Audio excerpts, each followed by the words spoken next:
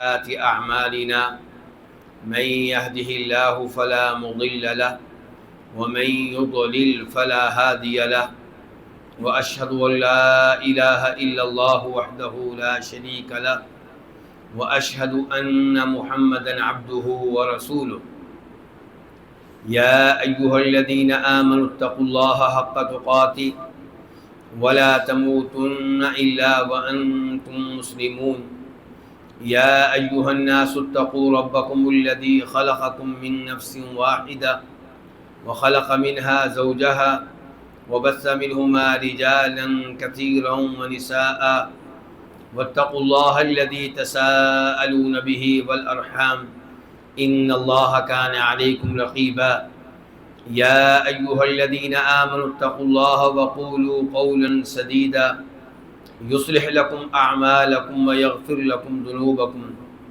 ومن يطع الله ورسوله فقد فاز فوزا عظيما أما بعد فإن خير الحديث كتاب الله وخير الهدي هدي محمد صلى الله عليه وسلم وشر الأمور محدثاتها وكل محدثة بدعة وكل بدعة ضلالة وكل ضلالة في النار۔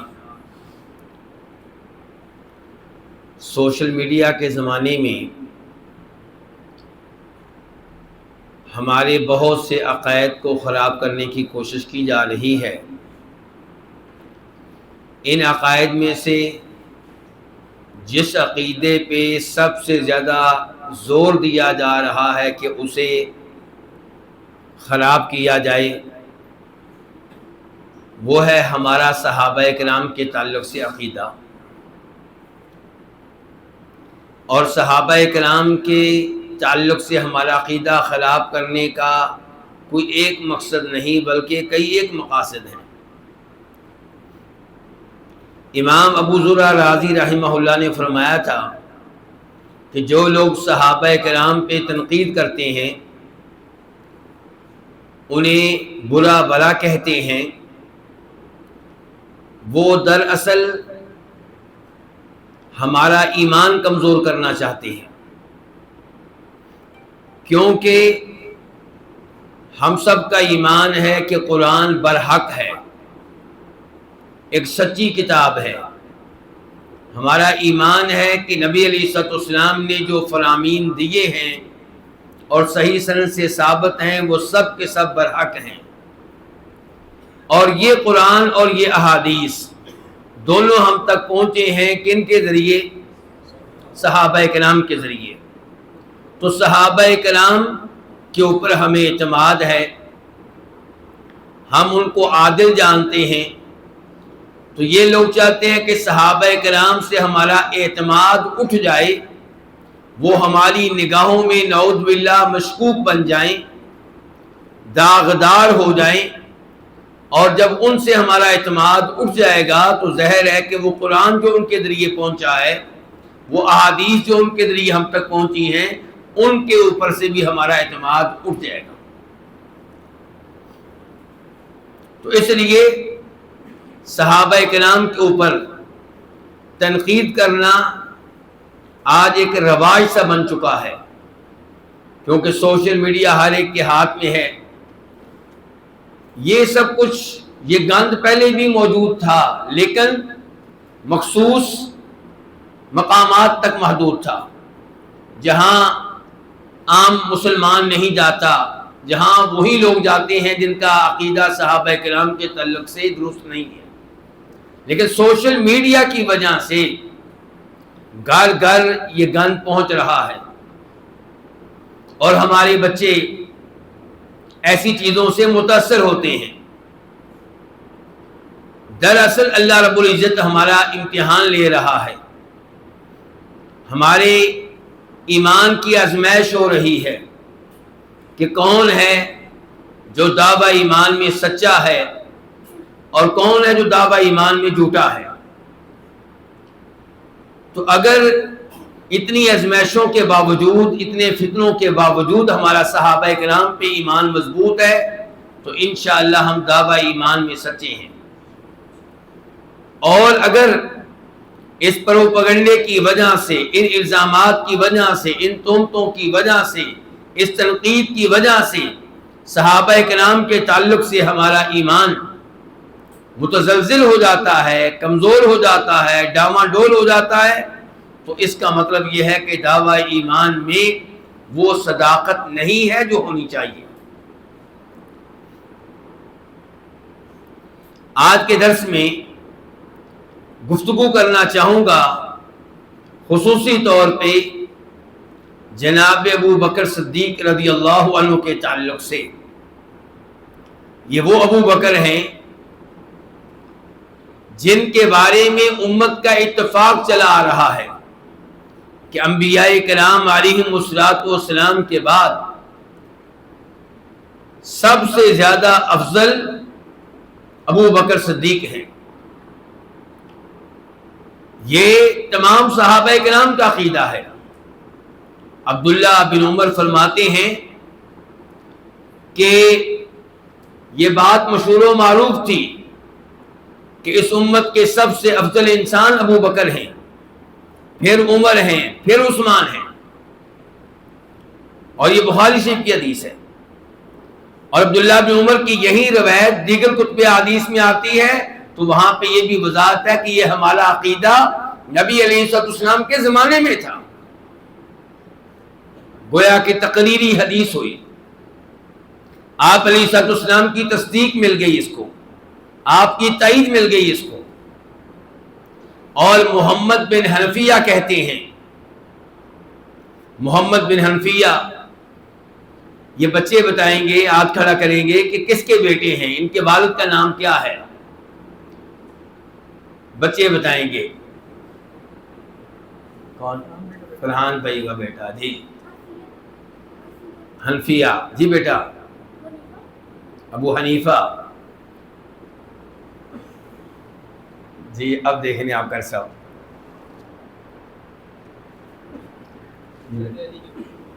آپ کہاں سے ہیں؟ جامعہ سلفیہ سے؟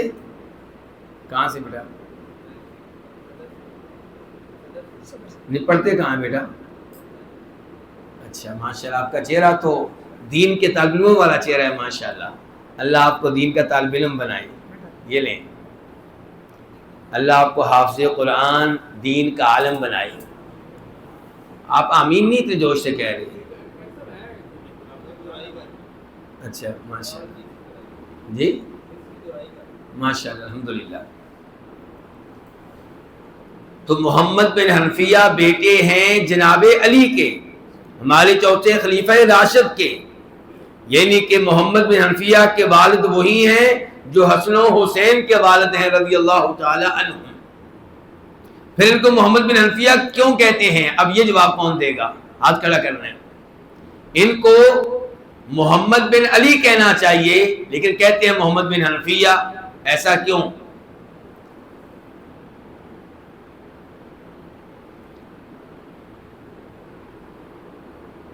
جی پھر یہی ہے، فرقان ہی ہے، جی بیٹا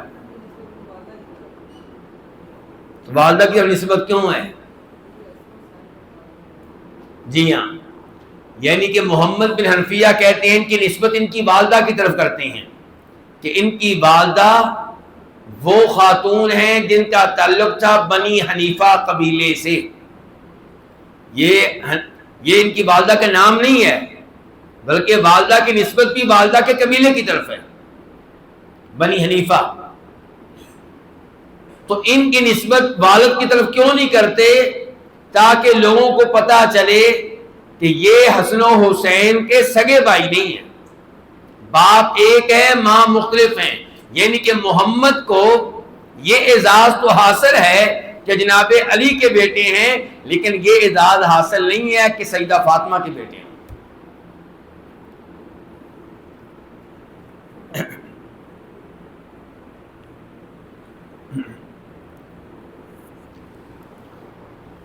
تو سمجھ گیا یہ جی؟ تو یہ ان کے والد کون ہوئے پھر؟ محمد بن، اور ان کے والد کون ہوئے؟ جناب علی۔ تو جناب علی سے ان کو پیار ہوگا کہ نہیں ہوگا؟ تو یہ کہتے ہیں کہ میں نے اپنے والد سے پوچھا، بخاری کی روایت اور یہ جناب علی کے صاحبزادے کہہ رہے ہیں میں نے اپنے والد سے پوچھا کہ اس امت کے افضل ترین انسان کون ہے، تو کہا ابو بکر رضی اللہ عنہ۔ کون کہہ رہے کس کا عقیدہ ہے؟ جناب علی کا۔ پھر میں نے پوچھا ان کے بعد، کہا عمر۔ میں نے پوچھا ان کے بعد، کہنے لگے عثمان۔ میں نے کہا اس کے بعد تو پھر آپ ہی کا نمبر ہے، کہنے لگے نہیں میں تو عام سا مسلمان ہوں۔ یہ ان کی تواضع ہے، ان کی عاجزی ہے، لیکن جو پہلی 3 شخصیات کا نام لیا ہے یہ ان کا عقیدہ ہے۔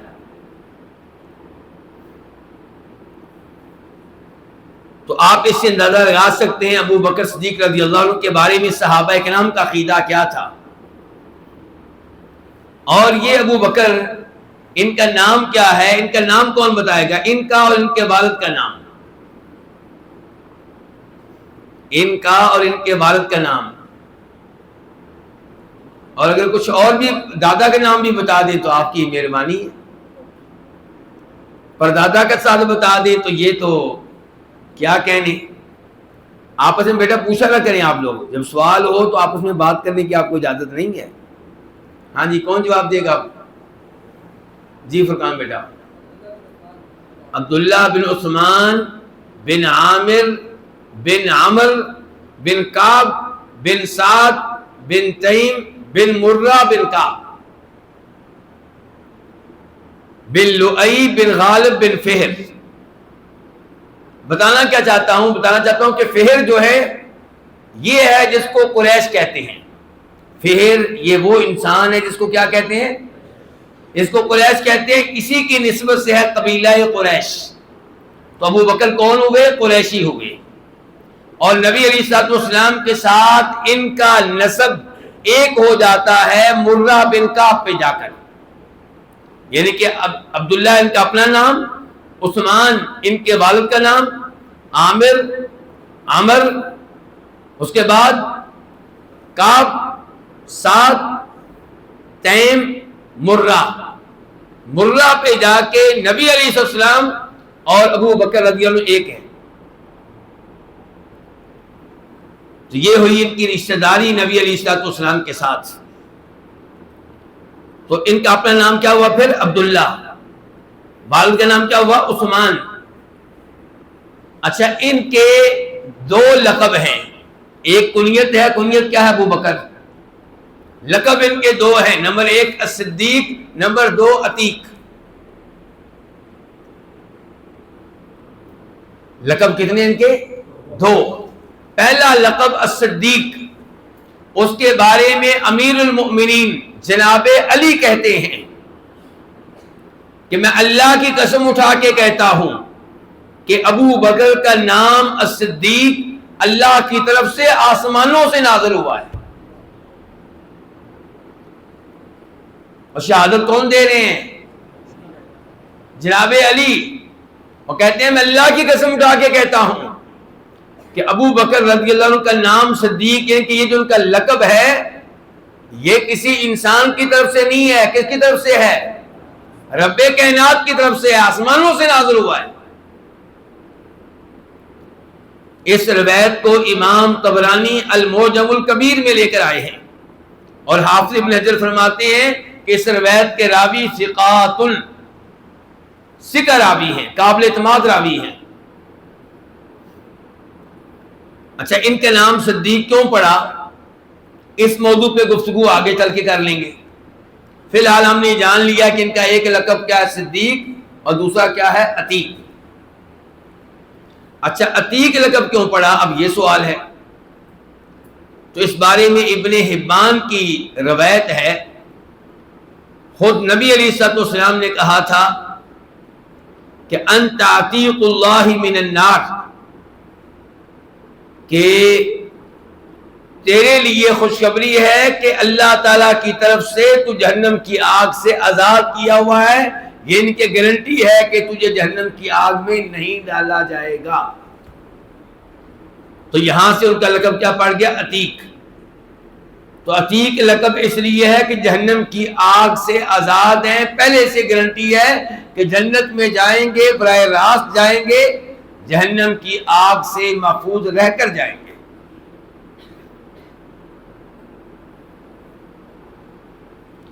تو ایک ہوا ان کا لقب صدیق اور دوسرا کیا ہوا؟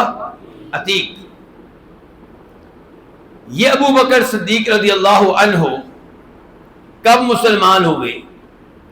مسلمان ہونے والوں میں ان کا نمبر کون سا ہے، ان کی ترتیب کیا ہے؟ تو اس سوال کا جواب یہ ہے کہ مسلمانوں میں یہ پہلے نمبر پہ ہیں۔ نبی علیہ الصلوۃ والسلام پہ ایمان لانے والے یہ پہلے انسان ہیں، اور ان کا نام جو صدیق پڑا ہے اس کی ایک وجہ یہ بھی ہے۔ صدیق کا معنی جو بہت سچ کہنے والا ہو اور اللہ کے رسول کی تصدیق کرنے میں سب سے آگے ہو، اللہ کے رسول کی تصدیق و تائید کرنے میں بہت آگے ہو، یعنی کہ جب اللہ کے نبی علیہ الصلوۃ والسلام نے کہا میں اللہ کا رسول ہوں، انہوں نے تصدیق کر دی تو صدیق ہوئے۔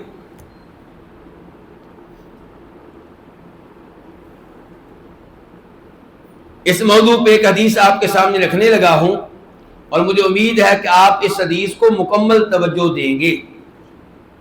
کیوں جی مکمل دیں گے کہ آدھی دیں گے؟ کیوں بیٹا؟ مکمل۔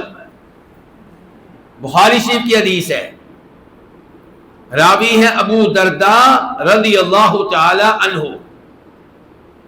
کون راوی ہے بیٹا؟ ابو درداء رضی اللہ تعالی عنہ کہتے ہیں کہ میں نبی علیہ الصلوۃ والسلام کے ساتھ مسجد میں بیٹھا ہوا تھا کہ ابو بکر صدیق رضی اللہ عنہ مسجد میں داخل ہوئے، اور صورتحال یہ تھی کہ اپنی چادر کا ایک کنارہ اٹھایا ہوا تھا اور اس کی وجہ سے ان کا گھٹنا ننگا ہو رہا تھا۔ نبی علیہ الصلوۃ والسلام نے ان کو دیکھ کر کہہ دیا اما صاحبکم فقد غامر، کہ ابو بکر لگتا ہے کہ کسی سے اختلاف کر کے آئے ہیں، کسی سے ان کا بحث و مباحثہ ہوا ہے، کسی سے لڑائی جھگڑا ہوا ہے ان کا۔ ابو بکر آئے، سلام عرض کیا، اور پھر کہا اللہ کے رسول علیہ الصلوۃ والسلام میرے اور عمر کے مابین کسی موضوع پہ گفتگو ہوئی، بحث و مباحثہ ہوا، اور میں نے جلد بازی سے کام لیا اور انہیں کچھ ایسے الفاظ کہہ دیے جس سے وہ ناراض ہوئے، اور مجھے بعد میں ندامت ہوئی، پشیمانی ہوئی، افسوس ہوا، تو میں نے ان سے معذرت کی، لیکن انہوں نے میری معذرت قبول نہیں کی، تو میں آپ کی خدمت میں حاضر ہو گیا ہوں۔ شیخ صاحب میرا اور آپ کا کہیں اختلاف ہو جائے، جھگڑا ہو جائے، تو سارا بوجھ کس کے اوپر ڈالتے ہیں؟ دوسرے کے اوپر۔ اور اگر اس نے میرے ساتھ واقعی زیادتی کی ہے تو جب FIR لکھوائی جائے گی تو کتنے لوگوں کا نام ہوگا قاری صاحب؟ اس کے ابو کا بھی، اس کے بھائیوں کا بھی، اس کے بھتیجوں کا بھی، اس کے بھانجوں کا بھی۔ ان کی لڑائی جھگڑے کا مطلب یہ ہے کہ اب میرے لیے جھوٹ بولنا بھی جائز، تہمتیں لگانا بھی جائز، رشوت دینا بھی جائز، ظلم و زیادتی کرنا بھی جائز۔ انا للہ و انا الیہ راجعون۔ کس چیز کے ہم مسلمان ہیں؟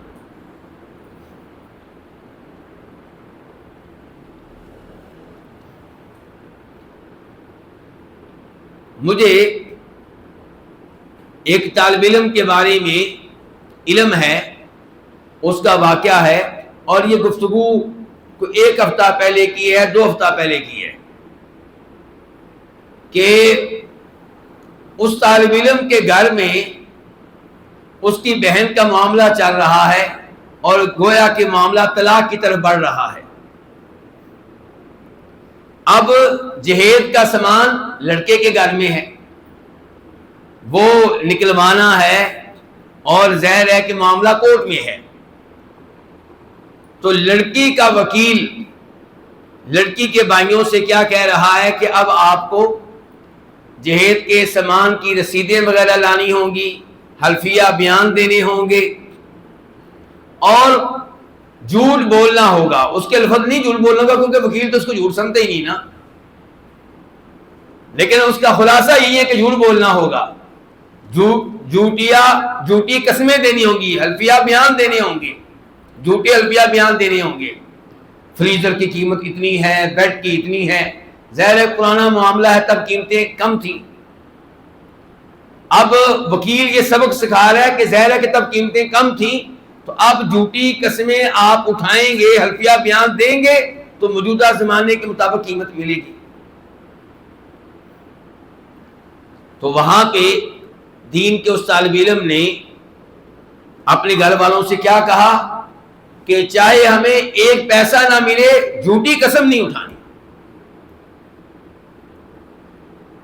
جھوٹا حلفیہ بیان نہیں دینا. اور میرے بھائیوں، جب آپ کا معاملہ کچہری میں جائے تو ذرا سنبھل کے. وہاں پہ اکثر لوگ جھوٹی قسمیں اٹھاتے ہیں، حلفیہ بیان دیتے ہیں، تو آپ ان میں شامل نہ ہوں.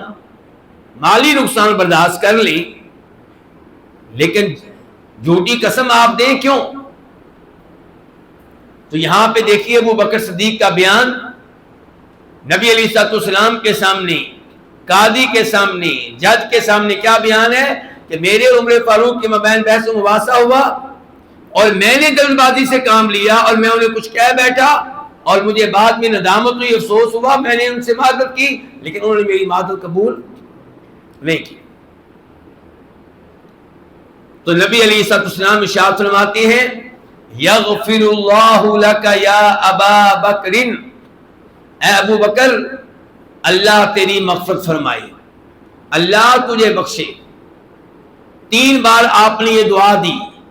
یہاں پہ یہ دعا دینے کا مطلب یہ ہوا کہ عمر تمہیں معاف کرے نہ کرے، لوگ تجھے معاف کرے نہ کرے، اللہ تجھے معاف فرمائے.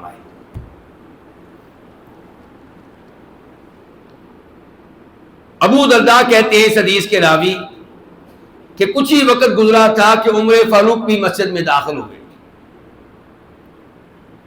ہوا یہ تھا کہ عمر فاروق کو بھی بعد میں افسوس ہوا کہ ابو بکر نے جب معذرت کر لی تھی تو مجھے معذرت قبول کرنی چاہیے تھی. تو وہ ابو بکر کے گھر آئے رضی اللہ تعالیٰ عنہ، لیکن بتایا گیا کہ ابو بکر گھر میں موجود نہیں ہے، تو پھر وہ بھی مسجد میں آ گئے.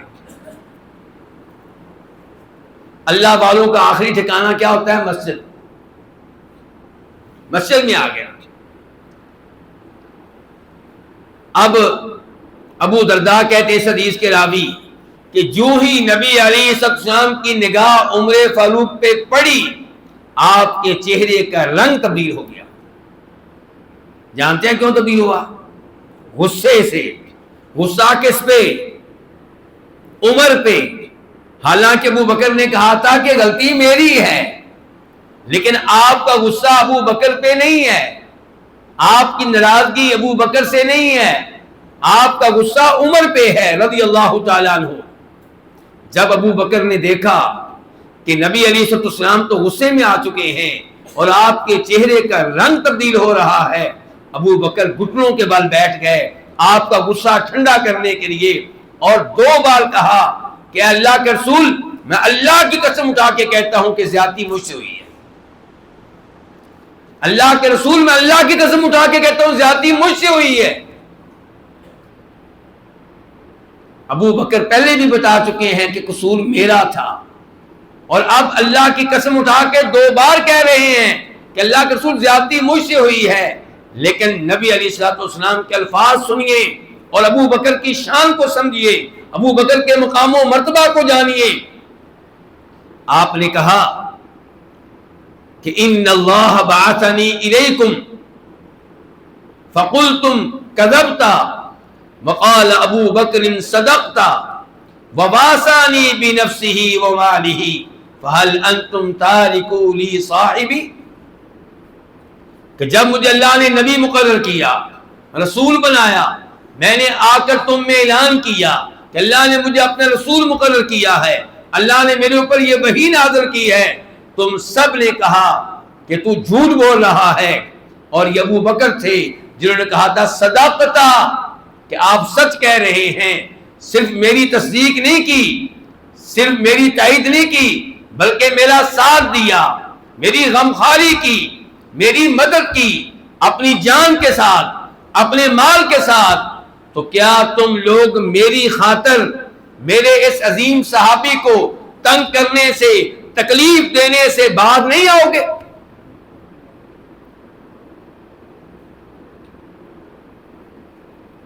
ابو بکر پہ تنقید کرنے والوں، ابو بکر کا مقام و مرتبہ پہچانو کہ ابو بکر خود کہہ رہے ہیں قصور میرا ہے، غلطی میری ہے، لیکن ابو بکر کا مقام و مرتبہ نبی علیہ السلام کی نگاہوں میں اتنا بلند ہے کہ آپ یہاں پہ عمر فاروق کو ڈانٹ رہے ہیں، ابو بکر سے کچھ نہیں کہا۔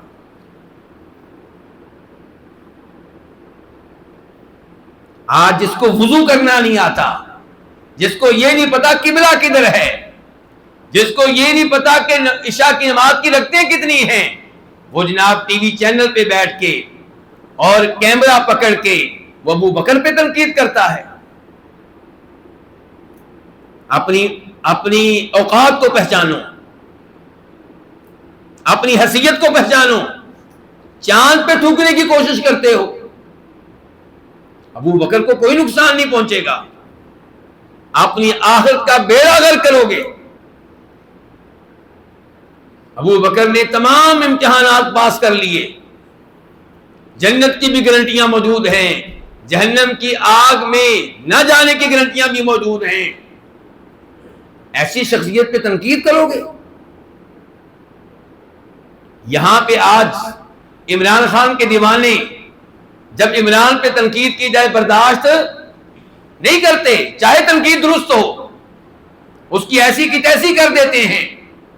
تو ابو بکر صدیق جو اللہ کی نگاہوں میں ہیرو ہے، جو نبی علیہ السلام کی نگاہوں میں ہیرو ہے، جو اس امت کا محسن ہے، جو اس نبی کا محسن ہے، جس کے احسانات اس نبی کے اوپر ہیں، اس کو پر تنقید کیسے کی جائے گی؟ صلی اللہ علیہ وسلم۔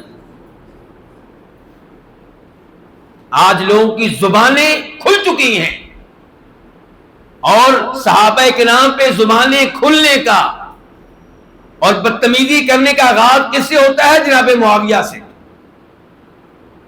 یزید سے شروع ہوتے ہیں، معاویہ تک پہنچتے ہیں، اور جب معاویہ کے بارے میں زبانیں کھل جاتی ہیں، شرم ختم ہو جاتی ہے، حیا ختم ہو جاتی ہے، زبان بے لگام ہو جاتی ہے، پھر ایک ایک صحابی کی طرف بڑھتے ہیں اور سمجھتے ہیں کہ یہ ہماری طرح کے انسان ہے۔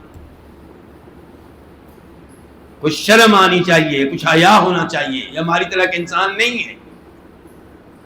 یہ قرآنی شخصیات ہیں، یہ وہ ہیں جن کو دنیا میں جنت کی گارنٹیاں مل چکی تھی، اور میرے اور آپ کے انجام کا پتہ نہیں ہے کہ ہمارا اختتام اسلام پہ ہوگا کہ اسلام پہ نہیں ہوگا۔ اللہ تعالیٰ علامت فرمائے، اللہ کرے کہ ہماری موت ایمان اسلام پہ آئے۔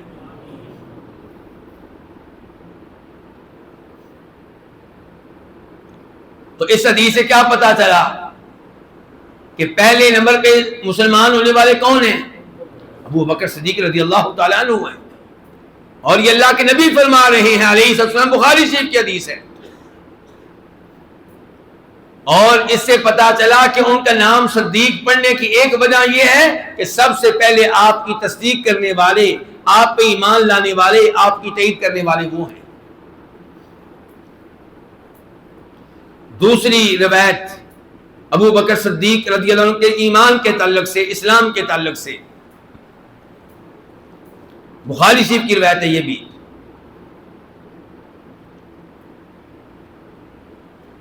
اس روایت سے یہ پتہ چلتا ہے، جیسا کہ عمار بن یاسر کہتے ہیں، راوی کون ہے یہاں پہ؟ عمار بن یاسر راوی ہیں رضی اللہ تعالی عنہ، کہتے ہیں کہ میں نے نبی علیہ السلام کو دیکھا، جب میں نے دیکھا اس وقت آپ پہ ایمان لانے والے 5 غلام تھے۔ 5 کون تھے؟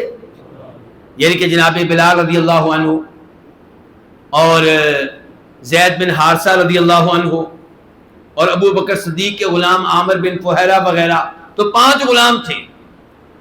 2 عورتیں تھیں، سیدہ خدیجہ رضی اللہ عنہ، اور دوسری خاتون کے بارے میں عمار بن یاسر کی والدہ کا نام آتا ہے یا ام ایمن کا نام آتا ہے، ان کے کچھ کہتے ہیں ام ایمن تھی، کچھ کہتے ہیں عمار بن یاسر کی اپنی والدہ تھی۔ تو عمار بن یاسر کیا کہہ رہے ہیں کہ جب میں نے آپ کو دیکھا اس وقت آپ پہ ایمان لانے والے 5 غلام تھے، 2 عورتیں تھیں اور ایک ابو بکر تھی، یعنی کہ آزاد لوگوں میں سے، آزاد مردوں میں سے عمار بن یاسر نے کس کا نام لیا ہے؟ صرف ابو بکر کا نام لیا بس۔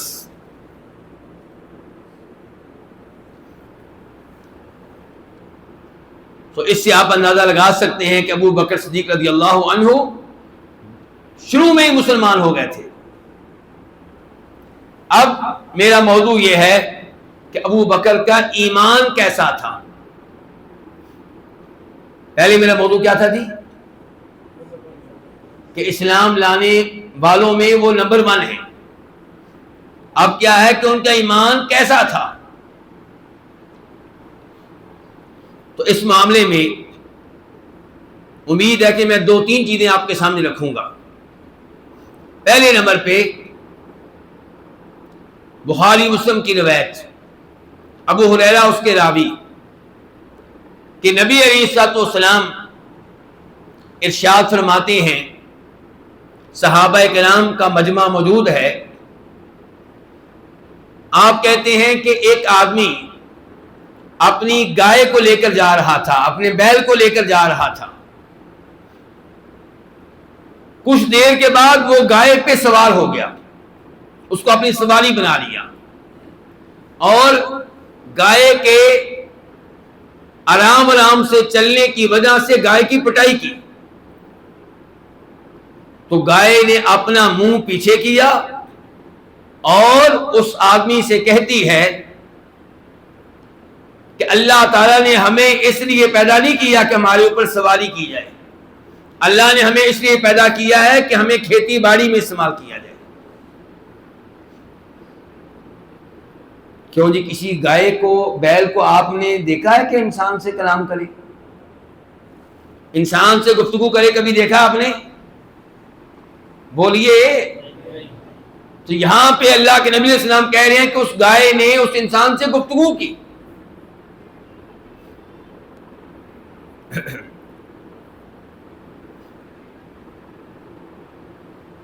صحابہ کرام نے یہ بات سن کے کہا سبحان اللہ بقرۃ تکلم،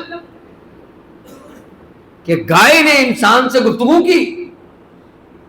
صحابہ کرام نے تعجب کا اظہار کیا، یہ نہیں کہا کہ ہمارا ایمان نہیں ہے اس پہ، یہ نہیں کہا کہ ہم اس کو تسلیم نہیں کرتے، لیکن ظاہر ہے کہ یہ بات ایک عجیب بات ہے۔ جیسے ابراہیم علیہ السلام نے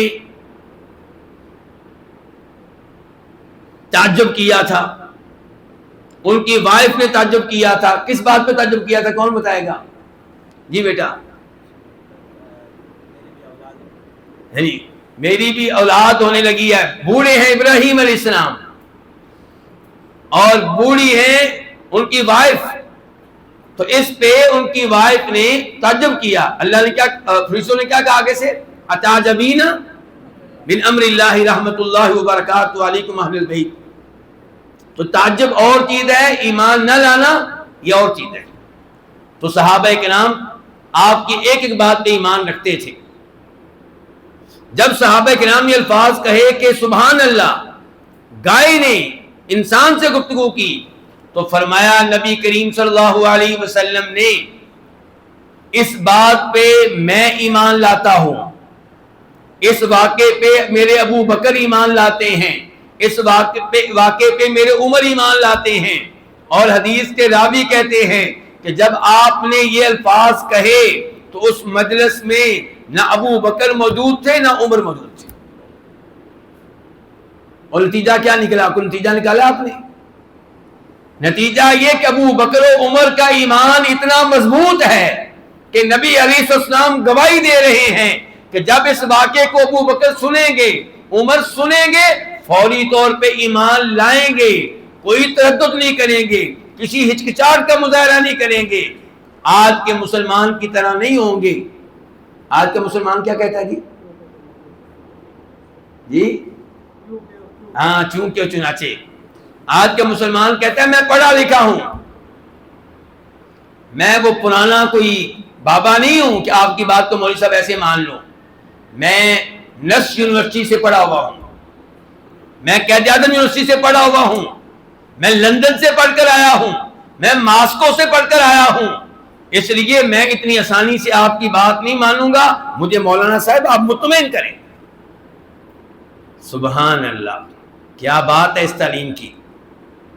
اس لیے میں کہا کرتا ہوں اس تعلیم سے بہتر ہے جاہل رہنا, ان پڑھ رہنا بہتر ہے اس تعلیم سے, جس تعلیم کی وجہ سے آپ کا ایمان کمزور ہو جائے, جس تعلیم کی وجہ سے آپ قرآنی معلومات پہ شک و شبہ شروع کر دیں. ہاں آپ کو یہ حق حاصل ہے کہ آپ مولوی صاحب سے کہیں کہ مجھے وہ آیت دکھائیں جس سے آپ نے عقیدہ لیا ہے, یہ بالکل آپ کا حق ہے. لیکن جب وہ آیت مل جائے پھر آپ مولوی صاحب سے کہیں جی آیت تو مل گئی ہے, وہ تو ٹھیک ہے, قرآن ایسے ہی کہہ رہا ہے, لیکن میں مطمئن نہیں ہوں. انا للہ و انا الیہ راجعون, تو اللہ کی بات میں مطمئن نہیں ہے. تو میرے الفاظ پھر لکھ لیں, چاہے آپ کو اچھے لگیں یا برے لگیں, اس تعلیم سے بہتر ہے جاہل رہنا, اس تعلیم سے بہتر ہے ان پڑھ رہنا. گاؤں کی ہماری بوڑھی عورتیں, کیا کبھی انہوں نے پرانے زمانے میں اللہ کے اوپر شک و شبہ کیا تھا؟ جی آخر کے اوپر شک و شبہ کیا تھا؟ جو ان کو عقیدہ بتایا گیا قرآن کا فوری طور پہ ایمان لے آتی تھی. اور یہ پڑھ لکھ گیا جی. اب پھر نبی علیہ السلام نے اسی مجلس میں کہا, اسی مجلس میں, کہ ایک چرواہا اپنی بکریاں چلا رہا تھا, بھیڑیا آیا اور اس نے ایک بکری اٹھائی اور چل پڑا. بھیڑیے, اس چرواہے نے بھیڑیے کا تعاقب کیا, بھیڑیا آگے آگے اور چرواہا پیچھے پیچھے. اب ظاہر ہے بھیڑیے کی وہ رفتار نہیں ہو سکتی, کیوں؟ کیونکہ اس نے بکری اٹھائی ہوئی ہے. تو جب اس نے دیکھا کہ مجھے چھوڑنا پڑے گا اس کو, تو اس نے چھوڑ دیا بکری کو. لیکن اس نے کہا, بھیڑیے نے انسان سے گفتگو کی, کہا آج تو نے اس بکری کو مجھ سے چھڑا لیا ہے, بچا لیا ہے, ایک دن آئے گا جب درندوں کی حکومت ہوگی, اس وقت میرے علاوہ کوئی اور ان بکریوں کا نگران نہیں ہوگا, تب ان بکریوں کو مجھ سے کون بچائے گا؟ صحابہ کرام کہنے لگے سبحان اللہ ذئب یتکلم. یہ کتنی عجیب بات ہے کہ بھیڑیے نے انسان سے گفتگو کی. تو آپ علیہ السلام نے پھر فرمایا اس واقعے پہ میں ایمان لاتا ہوں, میرے ابو بکر ایمان لائیں گے, میرے عمر ایمان لائیں گے. تو ابو بکر و عمر کے مضبوط ایمان کی گواہی کون دے رہے ہیں؟ نبی علیہ السلام دے رہے ہیں. اور یہاں پہ دیکھیے آپ نے ان دونوں کے ساتھ کسی تیسرے کا نام نہیں لیا, لیکن جتنا مضبوط ایمان ان کا ہے اتنا مضبوط ایمان شاید کسی اور کا نہ ہو.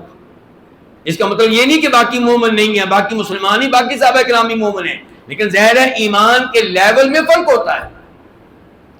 تو جو ابو بکر صدیق کے ایمان کا لیول ہے وہ دوسرے لوگوں کا نہیں ہے. اس وقت کیا موضوع چل رہا ہے بیٹا؟ کس موضوع پہ گفتگو ہو رہی ہے؟ ابو بکر صدیق کا ایمان. اس موضوع پہ کتنی چیزیں بیان کر چکا ہوں؟ ایک چیز بیان کی ہے. دوسرے نمبر پہ اسراء و معراج کا واقعہ. میں اور آپ تو انشاءاللہ آسانی سے ایمان لے آئے, بلکہ روز بروز ہمارا ایمان اس کے اوپر بڑھ رہا ہے. لیکن پڑھے لکھے لوگ اتنی جلدی ایمان, ہم تو جاہل ہو گئی. ہم کیا ہو گئے جی؟ جاہل. اور پرویز رشید صاحب نے بھی کہا تھا نا ہمارے بارے میں کہ یہ مدرسے کیا ہیں؟ جہالت کی یونیورسٹیاں ہیں. کیا کہا تھا؟ جہالت کی فیکٹریاں, نہیں یونیورسٹیاں بھی کہا تھا, فیکٹریاں کہا تھا, فیکٹریاں ہیں. چلے. تو کہنے کا مطلب یہ کہ پڑھے لکھے لوگوں کے لیے واقعی اسراء و معراج پہ ایمان لانا آسان نہیں ہے. کیوں؟ کیونکہ رات کے پوری رات میں بھی نہیں, رات کے تھوڑے سے حصے میں نبی علیہ السلام کو مکہ سے لے جایا گیا. کہاں؟ بیت المقدس. اور مکہ اور بیت المقدس کا سفر کتنے دنوں میں طے ہوتا تھا اس زمانے میں؟ 40 دنوں میں. کتنے دنوں میں؟ 40 دن جانے کے، 40 دن آنے کے.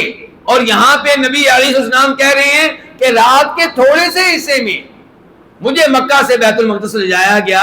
انبیاء کرام علیہم السلام تشریف فرما تھے، میں نے ان کو نماز پڑھائی اور پھر مجھے وہاں سے اوپر لے جایا گیا. پہلا آسمان، دوسرا، تیسرا، چوتھا، پانچواں، چھٹا، ساتواں. انبیاء کرام علیہم السلام سے آسمانوں پہ بھی ملاقاتیں ہوئی. کن سے؟ آدم علیہ السلام سے، یحییٰ اور عیسیٰ علیہما السلام سے، اور جناب ادریس سے، جناب ہارون سے، جناب موسیٰ علیہ السلام سے، جناب ابراہیم علیہ السلام سے. اور پھر اللہ کا کلام اللہ کی آواز میں سنا. اللہ کو اپنی آنکھوں سے دیکھا تو نہیں، لیکن اللہ کا کلام اللہ کی آواز میں سنا. پھر واپس آئے اور یہ سارا کچھ کتنے وقت میں ہوا جی؟ پہلی بات یہ کہ اگر آپ کہتے ہیں نا کہ 1000 سال میں ہوا ہے، پھر بھی یہ بات ماننی آسان نہیں ہے کہ جناب آپ آسمانی دنیا پہ چلے گئے، دوسرے آسمان پہ، تیسرے پہ، چوتھے پہ، پانچویں پہ، چھٹے پہ، ساتویں پہ. اور وہ نبی جو فوت ہو چکے ہیں علیہ السلام، ان کو جی میں نے نماز پڑھائی ہے. ایک ایک بات بڑی عجیب ہے، لیکن عجیب باتیں تب ہیں جب انسان کیا ہو؟ پڑھا لکھا. اور اگر ہو سادہ سا تو وہ کہتا ہے کہ ان اللہ علی کل شیء، اللہ تعالیٰ کے لیے کچھ مشکل نہیں ہے، کوئی بھی کام مشکل نہیں. تو آپ علیہ السلام نے صبح یہ واقعہ کعبہ شریف میں بیٹھ کر بیان کیا.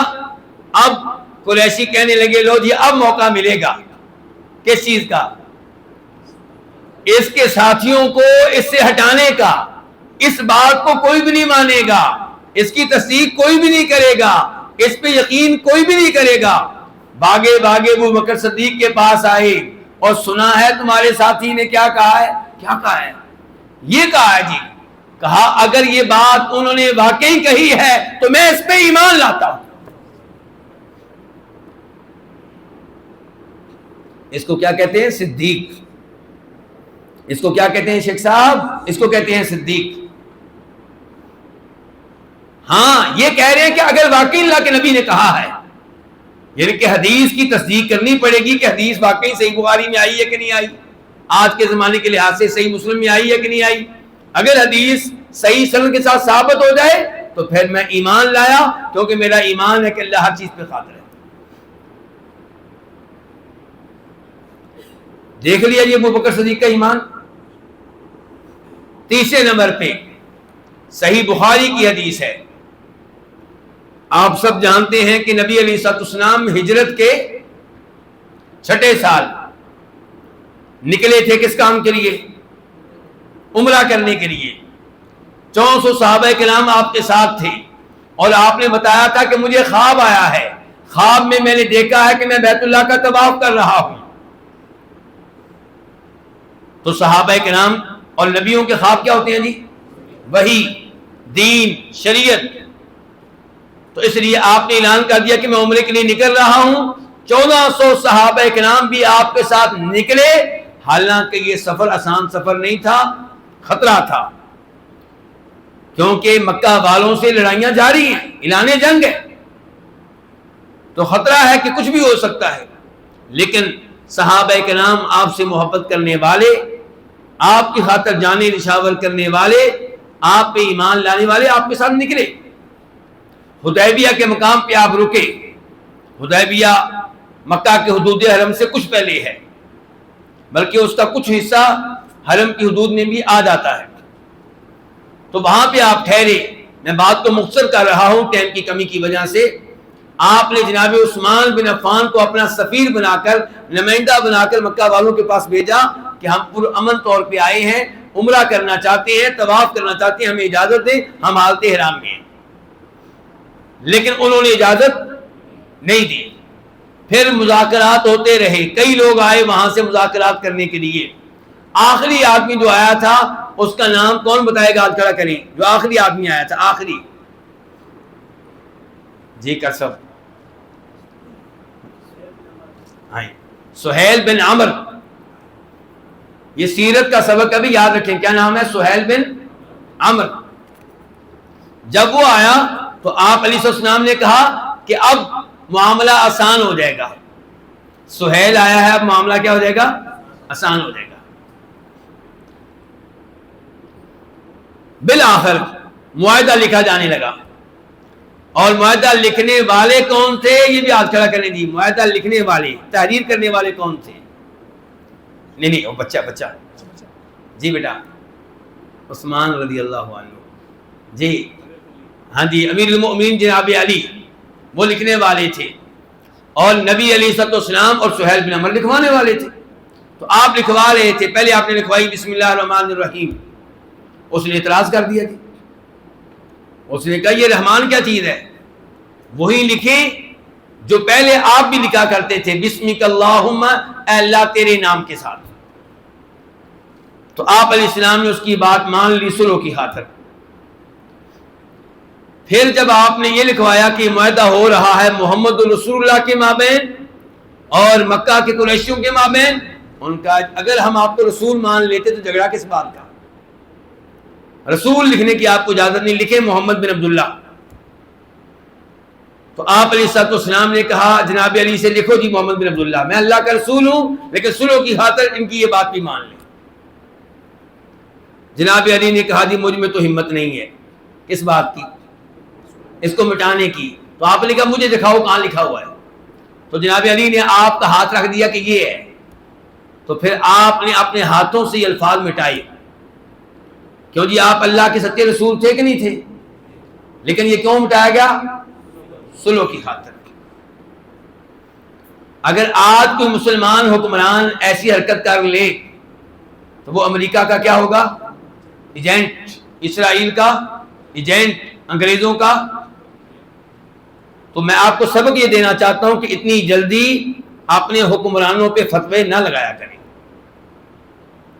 ٹھیک ہے وہ انسان ہیں، ان سے کئی غلطیاں بھی ہوتی ہوں گی، لیکن اتنے کفر کے فتوے لگا دینے، امریکہ کا ایجنٹ کہہ دینا، اسرائیل کا ایجنٹ کہہ دینا، یہ روز قیامت آپ کو جواب دینا مشکل ہو جائے گا. ابھی تو ہو سکتا ہے آپ کو میرے اوپر غصہ آ رہا ہو، لیکن روز قیامت جب آپ کا گریبان پکڑا جائے گا، کوئی حکمران کہے گا کہ ٹھیک ہے یا اللہ میں گنہگار تھا، مجھ سے بڑی غلطیاں ہوئی ہوں گی، لیکن اس نے تو مجھے امریکہ کا ایجنٹ کہہ دیا تھا، تو وہاں پہ جواب دینا بہت مشکل ہو جائے گا.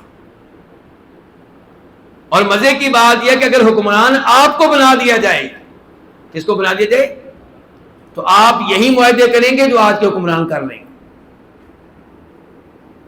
تو کیا آپ بھی امریکہ کے ایجنٹ ہوں گے؟ آگے چلیے. اس کے بعد سہیل بن عمر نے کیا شرائط رکھوائی صلح کی؟ سنیے کہ اس سال آپ لوگوں کو عمرہ کرنے کی اجازت نہیں ہوگی. اب ظاہر ہے کہ یہ شرط ماننے والی تو نہیں ہے. جذبات یہ کہتے ہیں کہ لڑ جائیں گے، مر جائیں گے، احرام پہن کر آئے ہیں، واپس نہیں جائیں گے، عمرہ کر کے جائیں گے. لیکن آپ علیہ السلام نے ان کی یہ بات بھی مان لی. دیکھتے جائیے ذرا دھیان سے. پھر سہیل بن عمر نے یہ لکھوایا کہ آئندہ اگر کوئی انسان مسلمان ہو کر مکہ سے مدینہ پہنچے گا تو آپ اس کو واپس کرنے کے پابند ہوں گے، اور اگر آپ کا کوئی مسلمان آپ کا دین چھوڑ کے مکہ آ گیا تو ہم واپس کرنے کے پابند نہیں ہوں گے. تو جی کیسی ہے یہ شرط؟ اور ماننے والی ہے؟ بظاہر ماننے والی نہیں ہے. آپ علیہ السلام نے یہ شرط بھی مان لی. صلح ہو گئی، ان شرائط کے مطابق صلح ہو گئی. جناب عمر فاروق اللہ کے نبی علیہ السلام کے پاس آئے، ذرا دھیان سے کہا الست نبی اللہ حقا، کیا آپ اللہ کے سچے نبی نہیں ہیں؟ آپ نے کہا بالکل میں اللہ کا سچا نبی ہوں. کہا کیا یہ بات درست نہیں ہے کہ ہم حق پہ ہیں اور ہمارا دشمن باطل پہ ہے، ان کا دین غلط ہے؟ فرمایا بالکل ایسا ہی ہے. کہا پھر ہم نے یہ شرائط کیوں قبول کی ہیں؟ جناب عمر فاروق کا جوش عروج پہ ہے، جذبات عروج پہ ہیں. تو آپ علیہ السلام نے فرمایا کہ عمر میں اللہ کا رسول ہوں اور میں اللہ کی نافرمانی کرنے والا نہیں ہوں اور اللہ میری مدد کرے گا. عمر فاروق کے اگلے الفاظ سنیے ذرا دھیان سے. کیا آپ نے ہم سے یہ نہیں کہا تھا کہ ہم بیت اللہ کا طواف کرنے جا رہے ہیں اور ہم عمرہ کریں گے؟ فرمایا ہاں میں نے کہا تھا. بڑی اہم بات ہے، ذرا دھیان سے سنیں.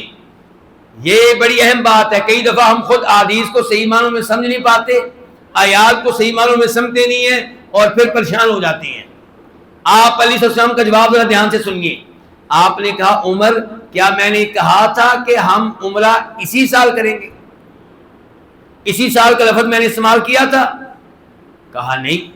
فرمایا پھر میں آج بھی اپنی بات پہ قائم ہوں کہ ان قریب ہم عمرہ کریں گے، تو بھی کرے گا، طواف کریں گے، تو بھی کرے گا. جناب عمر فاروق یہ الفاظ سننے کے بعد اب پہنچ گیا ابو بکر صدیق کے پاس اور ان سے بالکل وہی باتیں کی جو اللہ کے رسول سے کی تھی. اللہ کے رسول سے کہا تھا کیا آپ اللہ کے سچے رسول نہیں ہیں؟ تو ابو بکر سے کہا کیا یہ اللہ کے سچے رسول نہیں ہیں؟ ان کا بالکل اللہ کے سچے رسول ہیں. آپ دیکھیے ابو بکر کا ایمان، کہا بالکل اللہ کے سچے رسول ہیں.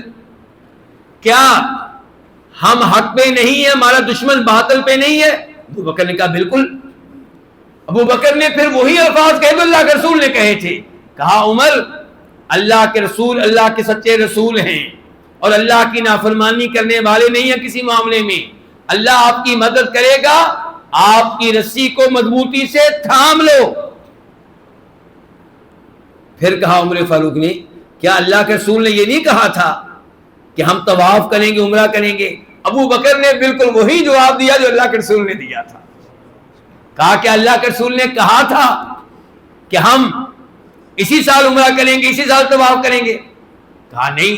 تو کہا پھر یقین رکھو کہ اللہ کے رسول نے کہہ دیا ہے تو ان قریب ہم عمرہ بھی کریں گے، طواف بھی کریں گے. یہ کس کا ایمان ہے؟ ابو بکر کا. جناب عمر فاروق کہتے ہیں بعد میں کہتے تھے کہ اس موقع پہ جو میں نے اللہ کے رسول سے سوالات کیے تھے صلی اللہ علیہ وسلم، اس کے کفارے کے طور پہ میں نے بڑے نیک اعمال کیے، آج تک کر رہا ہوں. لیکن ابو بکر کا ایمان پہچانا کہ نہیں پہچانا؟ اور میرے بھائیو ہم خود کوئی نہ کوئی ایسی غلطی کر لیتے ہیں اور پھر سمجھتے ہیں کہ اللہ نے نعوذ باللہ ہمیں ذلیل کر دیا. مثال کے طور پہ کئی ہمارے لوگ کافروں کے ساتھ بحث و مباحثہ کرتے ہوئے کیا کریں گے؟ زہر پی لیں گے. یعنی کہ وہ کافر کہے گا کہ تمہارے نبی نے حدیث بیان کی ہے علیہ الصلوۃ والسلام کہ جو یہ دعا پڑھے صبح و شام، بسم اللہ الذی لا یضر مع اسمہ شیء فی الارض ولا فی السماء وهو السمیع العلیم، اس کو کوئی چیز نقصان نہیں دے گی. تو اگر تمہارے نبی سچے ہیں اور یہ حدیث صحیح ہے تو ہمارے سامنے زہر پی کر دکھاؤ، یہ زہر کا پیالہ ہے. آپ کو جذباتی نوجوان ہوگا تو وہ کہے گا لو جی اللہ کے نبی سچے ہیں، مجھے یقین ہے، میں پینے لگا ہوں. جبکہ آپ کی یہ حرکت غلط ہے، خلاف شریعت ہے. یہ گارنٹی موجود ہے واقعی کہ جب آپ یہ دعا پڑھ لیں گے کوئی چیز آپ کو نقصان نہیں دے گی، لیکن یہ گارنٹی نہیں ہے کہ آپ جان بوجھ کر زہر پیئیں گے تو پھر بھی آپ کو نقصان نہیں ہوگا. اور کیا شریعت اپنے جسم کو نقصان پہنچانے کی اجازت دیتی ہے؟ خودکشی کرنے کی اجازت ہے جی؟ تو یہ تو جرم ہے، یہ تو آپ گناہ کر رہے ہیں اور اسلام کو بدنام کریں گے. اگر کوئی ایسا آدمی مر گیا تو بدنامی اسلام کے نصیب میں آئے گی. لوگ کہیں گے لوگ ان کا دین جھوٹا نکلا، نعوذ باللہ ان کی حدیث غلط نکلی. اسی سے ملتی جلتی ایک بات اور بتاتا ہوں آپ کو، مجھے آپ کی توجہ چاہیے، بڑے اہم موضوع پہ گفتگو ہو رہی ہے. الف لام میم غلبت الروم. نبی علیہ الصلوۃ والسلام اور صحابہ کرام اس زمانے میں پسند کرتے تھے اس زمانے کی کون سی سپر پاور کو؟ رومیوں کو. اور مشرکین مکہ پسند کرتے تھے ایرانیوں کو، فارسیوں کو، کیونکہ ان کی طرح یہ بھی مشرک تھے. اور مسلمان کہتے تھے چلو یہودی عیسائی مسلمان تو نہیں ہے لیکن ہماری طرح ان کے اوپر کتاب تو نازل ہوئی تھی، اللہ کو تو مانتے ہیں، آخر کو تو مانتے ہیں. تو جب کبھی روم کو فتح ملتی ایرانیوں پہ مسلمان خوش ہوتے، اور ایرانیوں کو فتح ملتی تو کون خوش ہوتے؟ مشرکین مکہ. تو اللہ رب العزت نے ان آیات میں جو میں نے آپ کے سامنے ابھی تلاوت کی ہے بتایا کہ رومی شکست کھا گئے ہیں ایرانیوں سے، لیکن ان قریب فی بضع سنین، چند ہی سالوں میں فتح ملے گی. کن کو؟ رومیوں کو. کن پہ؟ اچھا، جب اللہ نے یہ کہا اس زمانے میں رومیوں کی اتنی بری حالت تھی کہ اتنی امید نہیں تھی کہ جلدی ان کو فتح ملے گی، لیکن اللہ نے یہ خبر دی قرآن میں. اللہ نے کیا کہا؟ فی بضع سنین. اور بدء کا لفظ جی کس کے اوپر بولا جاتا ہے؟ 3 سے 9 تک. بضع سنین کا مطلب ہوا 3 سے لے کر 9 سالوں کے اندر اندر یہ کام ہو جائے گا. اور یہ بہت بڑی بات تھی اس زمانے میں، کیونکہ رومیوں کی حالت اتنی بری تھی کہ اتنے عرصے میں ان کے جیتنے کے کوئی امکانات نہیں تھے. اب اس موضوع پہ جناب بکر کے مابین اور مشرکین مکہ کے مابین بحث و مباحثہ ہو گیا. انہوں نے کہا جی شرط لگاؤ ہمارے ساتھ. انہوں نے کیا کہا؟ ہمارے ساتھ شرط لگاؤ. جناب بکر نے شرط لگا لی. ایک روایت میں آتا ہے 5 سال کی اور ایک روایت میں آتا ہے 6 سال کی. اور اتنے سالوں میں رومیوں کو فتح نہیں ملی. اب شرط ہار گیا کون؟ ابو بکر صدیق. قصور کس کا تھا؟ قرآن کا نہیں. قرآن نے کہا تھا بضع 3 سے 9 سال. ابو بکر صدیق رضی اللہ عنہ کو چاہیے تھا کہ وہ شرط لگاتے کم از کم کتنے سالوں کی؟ 9 سالوں کی. اب شرط انہوں نے لگائی ہے 5 سالوں کی، شرط لگائی ہے 6 سالوں کی. اس میں قرآن کا کوئی قصور نہیں ہے. اس لیے اس معاملے میں کافی احتیاط کی ہمیں ضرورت ہے. تو کہنے کا مطلب یہ ہے کہ اللہ کے نبی علیہ السلام نے یہ بتایا تھا کہ تم طواف کرو گے، عمرہ کرو گے، یہ نہیں کہا تھا کہ اسی سال کرو گے. تو بہرحال آپ نے اس واقعے سے بھی جان لیا، ابو بکر صدیق کا کیا جان لیا آپ نے؟ ایمان کتنا مضبوط تھا.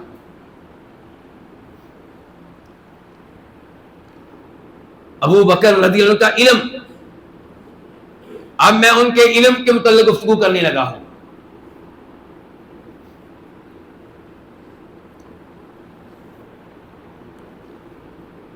ایک تو اسی واقعے سے اندازہ کریں کہ جب ابو بکر صدیق نے کہا ہے کہ نبی علیہ السلام، ابو بکر صدیق سے عمر فاروق نے کہا کہ نبی علیہ السلام نے کہا تھا کہ ہم طواف کریں گے، عمرہ کریں گے، اور اب عمرہ طواف کیے بغیر واپس جا رہے ہیں.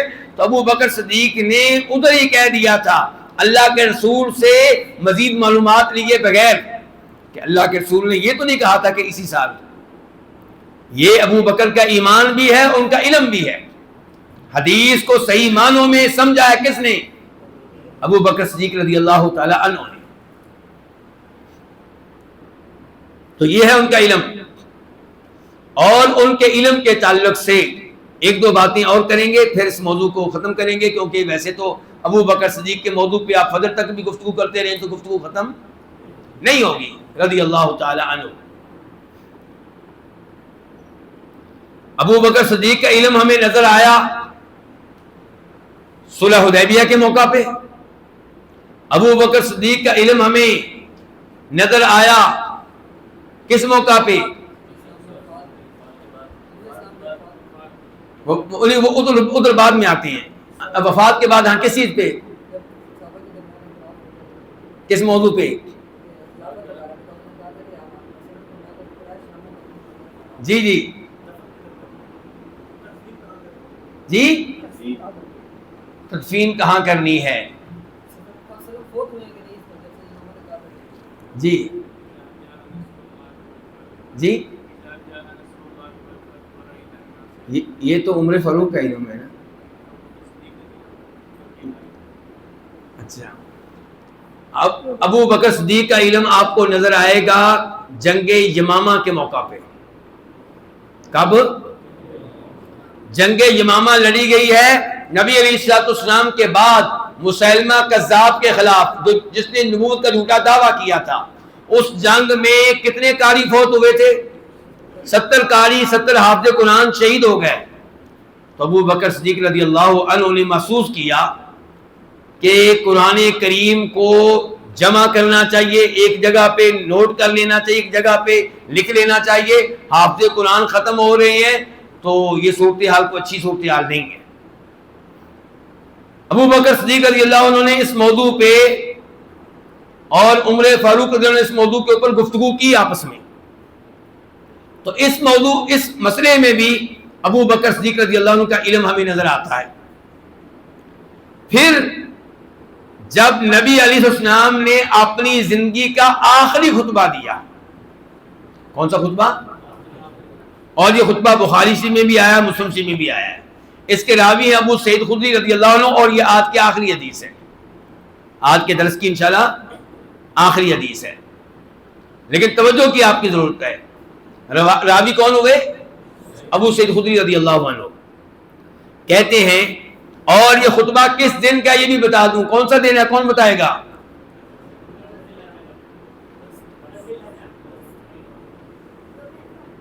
یوم عرفہ. جی حجۃ الوداع. جی بیٹا, نہیں پہلے بچے بیٹا,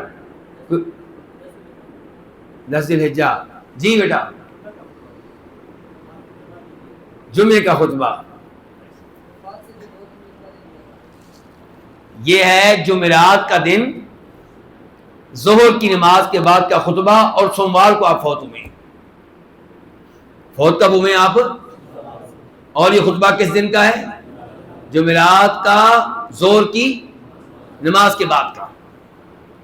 آپ نے اس خطبے میں کئی مسائل بیان کی, ممبر پہ بیٹھ کے آپ نے خطبہ دیا تھا. اس میں گفتگو کرتے کرتے آپ نے یہ کہا تھا کہ اللہ تعالیٰ نے اپنے ایک بندے کو اختیار دے دیا ہے. اختیار کیا دیا ہے کہ دنیا مزید چاہیے تو دنیا لے لے, اور آخرت چاہیے تو آخرت لے لے. آپشن دے دیا گیا اس بندے کو, اور اس بندے نے آخرت کی نعمتوں کا انتخاب کیا ہے. اس بندے نے کس کا انتخاب کیا ہے؟ آخرت کی نعمتوں کا. یہ الفاظ ادھر کہے اللہ کے رسول علیہ السلام نے, ادھر ابو بکر صدیق رضی اللہ عنہ نے رونا شروع کر دیا. ابو سعید خدری کہتے ہیں ہمیں بڑا تعجب ہوا کہ یہ بزرگ کیوں رو رہے ہیں, اس میں رونے والی کون سی بات ہے؟ اللہ کے نبی علیہ السلام نے کسی بندے کا تذکرہ کیا ہے تو اس میں رونے والی کون سی بات ہے؟ ابو سعید خدری کہتے ہیں کہ جب 3-4 دن کے بعد نبی علیہ السلام فوت ہوئے تب ہمیں احساس ہوا کہ کان ابو بکر اعلمنا, کہ ہم میں سے علم میں سب سے آگے ابو بکر تھے. وہ پہچان گئے تھے کس بندے کی بات ہو رہی ہے. گویا کہ اللہ کے نبی علیہ السلام نے کس بندے کی بات کی؟ اپنی بات کی تھی. باقی صحابہ کرام نہیں سمجھ سکے کہ آپ علیہ السلام اشارہ اپنی طرف کر رہے ہیں, ابو بکر سمجھ گئے تھے, اسی لیے رو رہے تھے. تو آپ نے کہا تھا لا تبکی یا ابا بکر, ابو بکر رونا نہیں ہے. پھر کیا کہا تھا سنیے ذرا دھیان سے. ان من امن الناس علی فی صحبتہ ومالہ ابا بکر. نبی کہہ رہے ہیں, امام الانبیاء, خاتم النبیین, دنیا کے نمبر 1 انسان کہہ رہے ہیں کہ ابو بکر صدیق رضی اللہ عنہ کے میرے اوپر بڑے احسانات ہیں. احسانات کے لحاظ سے ابو بکر سب سے آگے ہیں میرے اوپر احسانات کے لحاظ سے, اور ان کے احسانات کا تعلق مال سے بھی ہے, جان سے بھی ہے. مشکل ترین حالات میں میرے ساتھ کھڑے رہے, اور جب مال کی ضرورت پڑی مال بھی خرچ کیا, مال بھی دین کے لیے وقف کیا, مال دین کے لیے لٹایا. اس لیے ابو بکر کے احسانات سب سے زیادہ ہے میرے اوپر. اسی لیے میں کہہ رہا تھا ابو بکر کا پوری امت کے احسان ہے. جب ابو بکر کے احسانات ہمارے نبی پہ ہیں علیہ السلام, تو ابو بکر کے احسانات کس کے اوپر ہوئے؟ پھر پوری امت کے اوپر. ابو بکر میرے محسن ہیں, ابو بکر آپ کے محسن ہیں.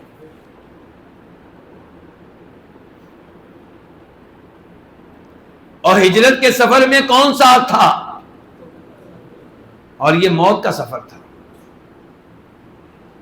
ایسے واقعات کم پیش آئے ہیں جن واقعات میں ابو بکر نبی علیہ السلام کے ساتھ نہ ہو. مشکل ترین لمحات میں, مشکل ترین اوقات میں ابو بکر صدیق آپ کے ساتھ کھڑے رہے. اور بدر کی لڑائی میں جب صبح مسلمانوں نے لڑنا تھا 313 نے 1000 سے، اور 313 بھی ہتھیاروں کے بغیر، غیر مسلح، نبی علیہ السلام پوری رات اللہ سے دعائیں کرتے رہے، نماز پڑھتے رہے، پوری رات نماز پڑھتے رہے، پوری رات نماز پڑھتے رہے، دعائیں کرتے رہے، حتیٰ کہ دعائیں کرتے کرتے آپ کے اوپر والی چادر نیچے اتر گئی، کندھا ننگا ہو گیا۔ ابو بکر صدیق آئے تھے، چادر ٹھیک کی تھی، پیچھے سے آپ کو گلے لگا لیا اور کہا اللہ کے رسول بس کریں، اللہ کے رسول بس کریں، آپ کا رب آپ کو ذلیل نہیں کرے گا۔ نبی ہونے کے باوجود آپ کو حوصلہ دے رہے ہیں کون؟ ابو بکر صدیق رضی اللہ عنہ۔ اور صحیح بخاری کی حدیث ہے، جب نبی علیہ السلام کعبہ کے سین میں نماز پڑھ رہے تھے، عقبہ بن ابی معیط آیا، اپنی چادر آپ کی گردن میں ڈالی اور گلا آپ کا گھونٹنے لگا، تب بھاگتا ہوا کون آیا تھا؟ ابو بکر آئے تھے۔ عقبہ بن ابی معیط کو پیچھے کیا، حالانکہ اس وقت مکہ پہ ان کا قبضہ تھا، ان کا کنٹرول تھا، مسلمان تو بہت توڑے تھے، مسلمان تو کمزور تھے، اس زمانے میں کافر کو دھکا دے کے پیچھے کرنا بہت بڑی بات ہے۔ ابو بکر صدیق رضی اللہ عنہ نے پیچھے کیا، دھکا دیا اور کہا کہ اتقتلون رجلا ان یقول ربی اللہ، کہ تم اللہ کے ایک بندے کو اس لیے مار ڈالنا چاہتے ہو کہ وہ کہتا ہے کہ میرا رب صرف ایک اللہ ہے، میرا خالق صرف ایک اللہ ہے، میرے امور کی تدبیر کرنے والا صرف ایک اللہ ہے، میرا مشکل کشا صرف ایک اللہ ہے، میرا حاجت روا صرف ایک اللہ ہے، اس جرم میں تم مار ڈالنا چاہتے ہو؟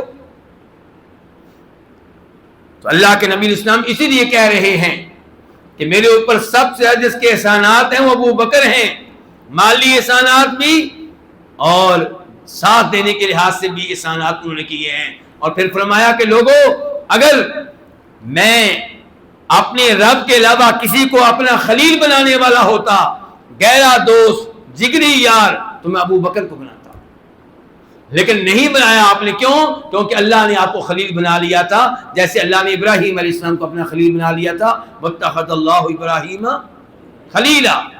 اور پھر کہا کہ سب لوگوں کے دروازے بند کر دیے جائیں، یعنی کہ وہ دروازے جو لوگوں کے مسجد میں کھلتے ہیں، کھڑکی کھلتی ہے، چھوٹا سا دروازہ، مین گیٹ کسی کا مثال کے طور پہ ایک گلی میں ہے اور چھوٹا ایک دروازہ مسجد نبی کی طرف کھلتا ہے، یہ سارے دروازے بند کر دیے جائیں۔ جس نے آنا ہے مسجد میں داخل ہو مین گیٹ سے، اپنے گھر کی کھڑکی سے، اپنے گھر کے چھوٹے سے دروازے سے مسجد میں کود کے آ جانا، اس کی کسی کو اجازت نہیں ہوگی، سب کے دروازے بند کر دو سوائے ابو بکر کے، سوائے ابو بکر کے، کیونکہ آپ کو معلوم تھا کہ خلافت کی ذمہ داریاں کس نے سنبھالنی ہیں؟ ابو بکر رضی اللہ عنہ نے۔ اسی لیے ان ایام میں جو آپ کی زندگی کے آخری ایام ہیں، مصلی امامت پہ کس کو کھڑا کیا آپ نے؟ ابو بکر صدیق رضی اللہ عنہ کو کھڑا کیا، اور سب کے دروازے بند کروا دیے، صرف ایک دروازہ رہا اور وہ ابو بکر صدیق رضی اللہ عنہ کا دروازہ تھا۔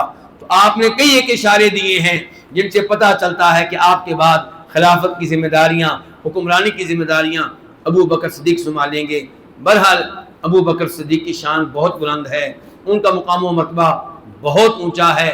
خوش نصیب ہے وہ آدمی جو ان سے محبت کرتا ہے، جو ان کے ساتھ عقیدت رکھتا ہے، جو اپنی اولاد کے دلوں میں ان کی محبت داخل کرتا ہے اور اپنا بیڑا غرق کرے گا، اپنی اولاد کا بیڑا غرق کرے گا جو جناب صدیق پہ تنقید کرے گا۔ اللہ رب العزت ہمیں ان صحابہ کرام سے سچی محبت کرنے کی توفیق عنایت فرمائے۔ روز قیامت اللہ تعالی ہمیں ان کے ساتھ اٹھائے، روز قیامت اللہ تعالی ہمیں ان کے ساتھ نبی علیہ السلام کی امامت میں اٹھائے، آپ کے جھنڈے کے نیچے ہمیں اللہ تعالیٰ کھڑا فرمائے، آپ کے حوض سے پانی پینے کا اعزاز اللہ ہمارے نصیبوں میں کرے۔